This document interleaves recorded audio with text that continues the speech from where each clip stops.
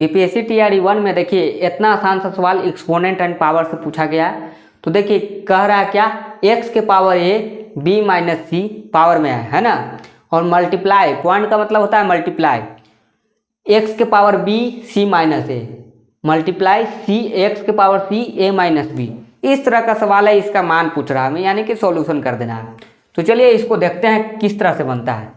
तो आपको exponent and power में पढ़ना होगा कि अगर बेस सेम रहे और पावर अलग अलग रहता है, यानी कि बेस जो है आपका सेम रहेगा, बेस सेम रहेगा और पावर जो है आपका अलग रह सकता है या सेम भी रहेगा तो कोई फर्क नहीं पड़ता, अलग अलग रहे तो आपको क्या करना होता है। देखिए यहाँ पर आपको करना होता है क्या कि x के पावर a प्लस बी यानी कि जोड़ देना होता है। पावर को क्या करना होता है, जोड़ देना होता है। तो यहाँ पर देखिए अगर मल्टीप्लाई में रहे, देखिए इसको कहते हैं क्या, इसको कहते हैं बेस यानी कि आधार, इसको कहते हैं पावर। तो यहाँ पर पावर कैसा भी रहे उससे मतलब नहीं है, लेकिन बेस सेम होना चाहिए। अगर बेस सेम है और पावर अलग अलग है या सेम है कोई फर्क नहीं पड़ता, तो आपको पावर को क्या कर देना होता है, जोड़ देना होता है। तो पावर को केवल जोड़ दीजिए तो वही आपका मान होता है। तो चलिए यहाँ पर देखते हैं सवाल में कि बेस सबका सेम है, एक्स एक्स एक्स, यहाँ पर एक्स दिया गया है, इसका भी एक्स इसका भी एक्स। तो यहाँ पर जो है पावर को सबको जोड़ेंगे तो इसको आप इस तरह से लिख सकते हैं डायरेक्ट।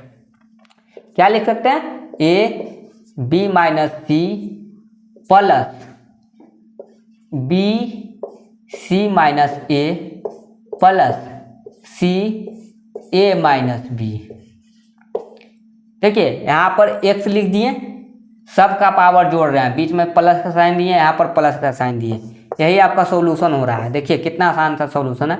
क्या करना है कि आप गुना कर दीजिए, पावर को आप गुना कीजिए, कितना आएगा, a B minus a c plus B C minus a b plus a c minus b सी।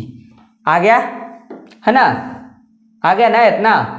उसके बाद क्या करना है कि यहाँ पर देखिए ए बी से ए बी कट रहा है, माइनस हो रहा है, ए सी से ए सी भी माइनस हो रहा है और बी सी से बी सी भी माइनस हो रहा है। इसका मतलब है कि ऊपर में अब पावर तो बचा नहीं, तो यहाँ पर ऊपर में क्या बचा, कट गया सब, तो जीरो बचा। अब यहाँ पर x के पावर जीरो का मान पूछ रहा है, तो x का पावर जीरो का मान जो होता है वो आपका 1 होता है। चलिए यहाँ पर 1 होगा, यही आपका आंसर होगा। लेकिन आपको नहीं मालूम है, कितना लोगों को नहीं मालूम होता है कि x के पावर जीरो बराबर 1 कैसे हुआ, या किसी संख्या के पावर जीरो रहेगा उसका मान 1 होता है। याद रखिएगा, बहुत लोग क्या कर दिए हैं कि जीरो मारकर आ गए हैं, उनका गलत हो गया, जीरो मारना गलत हो गया, आपका 1 होता है। चलिए एक कैसे होता है ये भी हम थोड़ा सा डिस्कस कर देते हैं, बता देते हैं कि कैसे होता है। तो यहाँ पर चलिए हम लोग देखते हैं x के पावर जीरो बराबर 1 ही कैसे हुआ, यहाँ पर हम लोग देखेंगे। तो देखिए x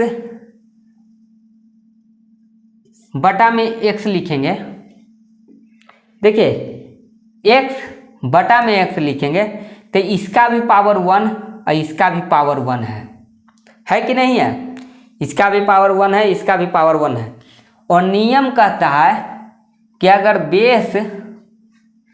बेस आपका सेम हो और पावर आपका अलग अलग हो या सेम हो, जो भी रहे, यहाँ पर आपका पावर अलग अलग हो, तो नियम जो होता है कि आपको पावर को केवल घटा देना होता है।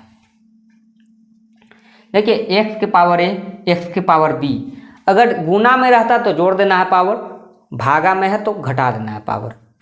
तो यहाँ पर देखिए कि x बटा x लिखते हैं, तो यहाँ पर क्या होता है बताइए, यहाँ पर जो है इस नियम को फॉलो कर रहा है, बेस सेम पावर आपका सेम हो गया है, कोई दिक्कत नहीं है, सेम है चाहे कुछ भी है, लेकिन नियम तो कह रहा है कि घटाना है पावर को। तो नियम कहता है कि पावर को घटाइए, तो घटाते हैं भाई, x के पावर 1 माइनस 1, पावर तो 1 माइनस 1 होगा, तो इधर आता है x के पावर 1 माइनस 1 कितना होता है बताइए, इधर x के पावर 1 माइनस 1 कितना होगा बताइए, 1 के पावर 0 हो जाएगा, है ना, x के पावर 0 हो जाएगा। जबकि हमको मालूम है कि पावर को नहीं घटाएंगे भाई, यहाँ पर हम लोग x बटा x को काटते हैं तो कितना होता है, 1 होता है। हमको मालूम है कि भाई कोई भी संख्या है 5 बटा 5 है, इसको हम काटेंगे तो एक ही ना आएगा। लेकिन नियम के अनुसार इसको लिख सकते हैं ना कि 5 के पावर अगर 1 है माइनस नीचे में भी पावर 1 है, इसका मतलब है कि 5 के पावर 0 बराबर 1 है ना। काटे तो 1 आया, लेकिन 5 के पावर 0 बराबर 1 आया, इसका मतलब है कि x के पावर 0 बराबर भी 1 आया है।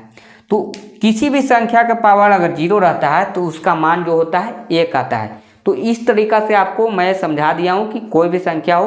तो यहाँ पर बहुत लोग 0 मार कर आ गए हैं, बहुत लोग 0 मार दिए हैं, उनका गलत हो गया है। तो 1 आध 2 नंबर से बहुत लोग छटे हैं, है ना। तो देखिए कितना आसान सा सवाल है, आपको समझ में आया कि नहीं आया कमेंट करके बताइए। और वीडियो को ज़्यादा से ज़्यादा अपने दोस्तों में शेयर कर दीजिए। और अभी तक आप मेरे फेसबुक पेज को फॉलो नहीं किए तो जल्दी से फॉलो कर लीजिए, और यूट्यूब चैनल को भी आप सब्सक्राइब कर लीजिए। Thank you.